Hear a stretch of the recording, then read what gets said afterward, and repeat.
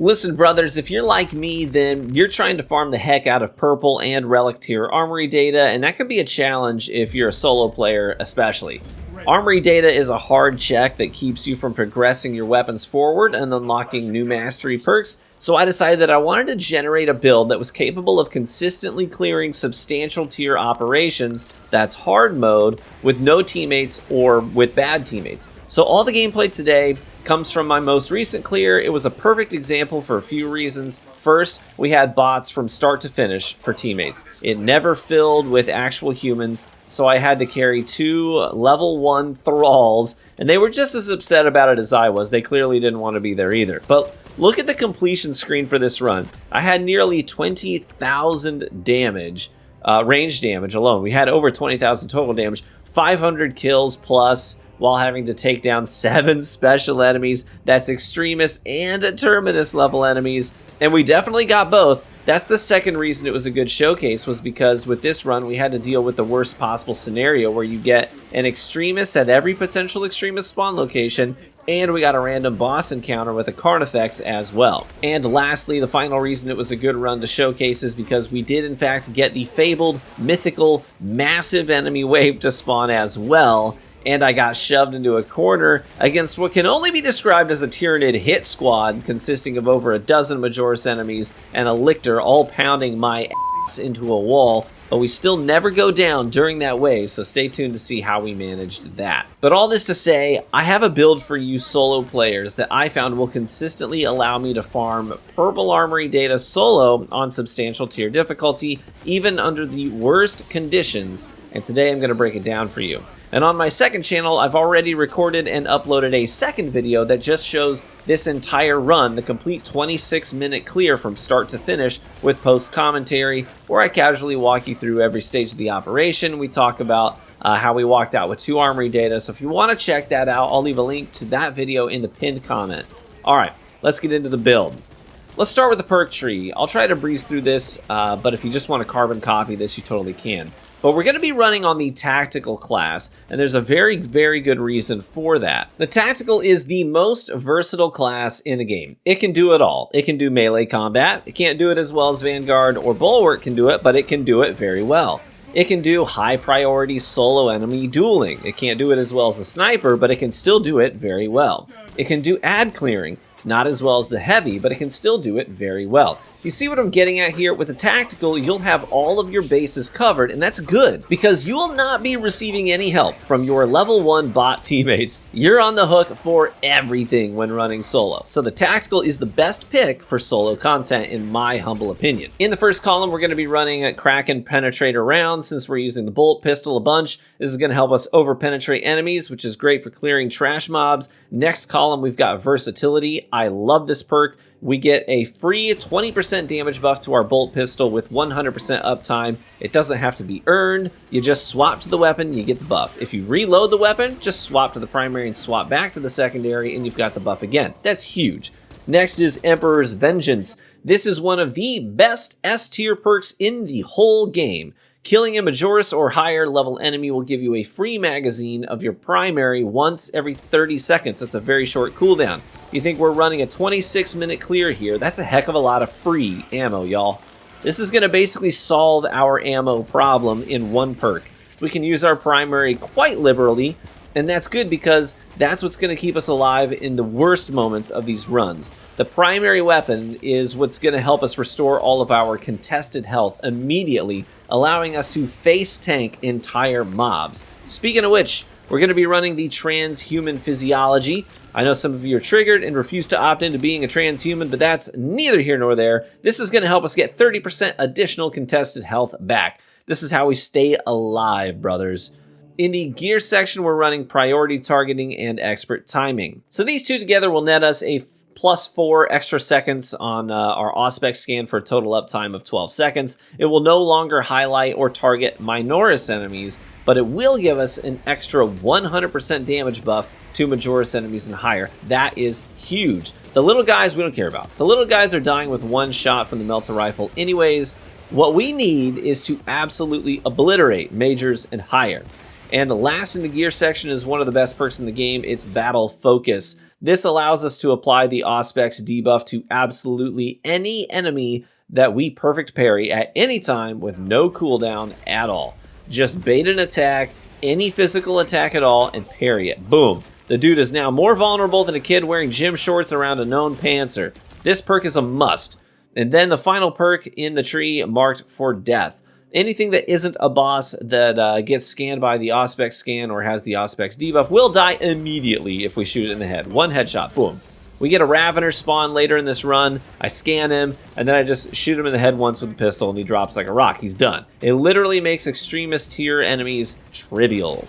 There you go. That's the build. Let me briefly hit the weapons that we're using as well and chat about those real quick. So first we're using the Melta rifle. Some people in the community are already getting really pretentious about this stuff and calling the Melta a crutch. Listen, if your class has access to it and it works for what you're trying to accomplish, then use it.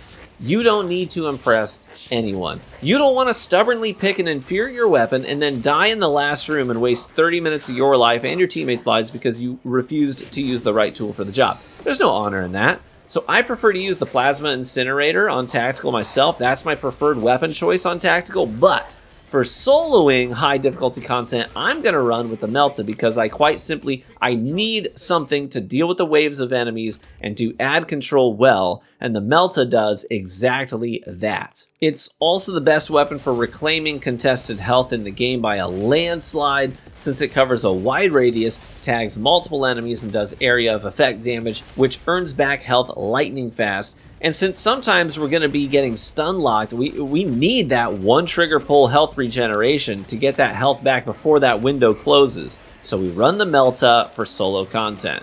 Next, I'm using the bolt pistol, which is your only choice here, but I've maxed it out to do extra headshot damage and deal 50% extra damage after killing a major enemy or higher with melee damage. I'm a fan of it. And finally, you've got the chainsword. Apparently, I didn't show the perk selection on my chainsword last time, and a couple of dudes were genuinely pissed about it. So here you go. Here's the tree. I invested in crowd control and double stomps, but I do think I'm going to respec for the bottom tree soon and see how that feels. But the important thing is that you're using a fencing version of the chainsword because we need to activate those perfect parries to get that free Auspex scan on majors and above. So go with fencing to make those windows much more manageable. All right, let's get into the actual run and talk about the application of our build. And again, links to the full run from start to finish will be in the pinned comment, and we walk through the strategy in real time in that video. But let's hit the highlights here. First and foremost, memorize where the Armoury Data spawns are. That's the whole point of this, is to farm Armoury Data. I found mine early on, luckily, and then I had the Carnifex. So we walked out with 2 purple data at the end of all this. So polite reminder, if you do get a Terminus level enemy spawn in the middle of your run and you kill that Terminus tier enemy, you will be rewarded with Armoury Data. So that's how we got 2. Second, if you want to look for Medicae stims and Guardian Relics, that's definitely something that I highly recommend as well. Guardian Relics are super helpful for free revives, and you basically get an extra life. So prioritize finding one of those. You don't want to ruin a run because you didn't take the extra 3 seconds to walk around the corner and check behind that box if there was Guardian Relic. I did find one on this run, but luckily I didn't need it. Next advice, sometimes you can leave an enemy wave behind, and sometimes you cannot. If there's a door that closes behind you or an elevator that takes you to a different level, then you're good to just move forward and not kill everything. You just leave them behind. But you don't want to ignore a wave of enemies just to have them chase you into the next region of the map where you'll have to deal with new enemies that you run into in front of you and the giant wave behind you. Next thing I want to talk about is grenades. With this build, we're going to want crack grenades and Melta-bombs. At one point, I get the 2 Zoanthropes that spawn. They're tougher to take down with the Melta rifle, and I actually missed my Auspex scan on them, so I couldn't do my one-shot kill with my perk. So then I just used the crack grenades that I picked up on each of them, and that takes them down immediately. We've got crowd control covered with the Melta rifle, so we don't really need the shot grenades. We don't need the fragmentation grenades. We want to focus on getting crack grenades and Melta bombs. We also dropped a Melta bomb in a crowd of about half a dozen majors and a dozen minors, which helped us get out of a sticky situation later in the run. I didn't even turn around to look at the carnage. I just dropped the bomb, ran through the mob, and detonated it when I was, clear of the blast zone.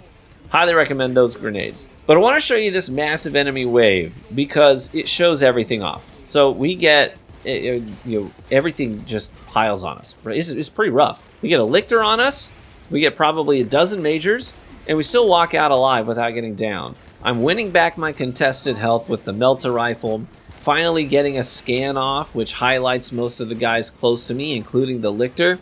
I get a solid parry on the Lictor and some Melta Rifle damage. I pick him out of the crowd to do a finisher, and then I blast away several of the debuffed enemies before finally dropping the Melta Bomb and walking away like a boss. These massive waves are chaos. They can get really dicey, so you're going to need a build that can handle them, and this build is the best one I've used by a landslide in such situations. Even playing with friends, I've had to save runs in massive waves with this build multiple times now and keep us in the fight, and this build is it's up to the challenge.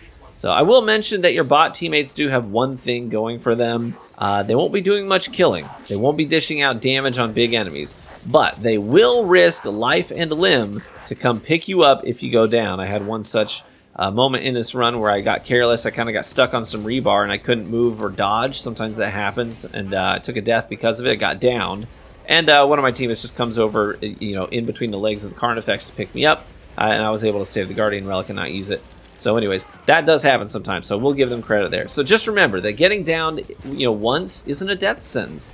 And you can find those Guardian Relics too to help with that as well. But that's it, guys. That's the build. Thanks so much for watching the video today. If you enjoyed it, then let me know by leaving a like on the video, as that's the best free way to support the content here on YouTube. And consider subscribing for additional Space Marine 2 content. We've got more class deep dives coming up in the next week, so stay tuned for those as well. Be warm and well fed, my friends, and I hope to catch you in the next one. Courage and honor. Bye-bye.